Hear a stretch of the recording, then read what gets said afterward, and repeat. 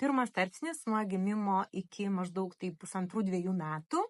Svarbiausias vaiko gyvenimo uždavinys yra bazinio saugumo susiformavimas, kam jis reikalingas ir kas įsirašo į vaiko asmenybę šitam tarpsnį. Šitas tarpsnis apsprendžia, koks bus ateities vaiko santykis su savim, su savo kūnu, kiek jis mokės išgirsti savo poreikius ir kiek jis galės sukurti sveikus santykius su kitais ir apskritai, ar pasaulis jam bus sveika vieta, ar vieta, kur, žodžiu, reikia laukti pavojų ir grėsmių.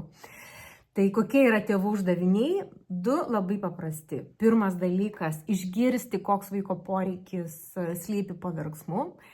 Tai yra nespręsti vaiko verksmo vienu vieninteliu klausimu, pavyzdžiui, maistu arba čiūčiavimu, ar ne, nes kartais vaikas nori sužadinimo, kartais jis nori kontakto, kartais jis yra alkanas, kartais jis yra šlapias, kartais jis nori miego. Tai labai teisingai atspėti, koks yra vaiko poreikis ir jį tenkinti. Ir antras dalykas – tiesiog megzti emocinį kontaktą su vaiku.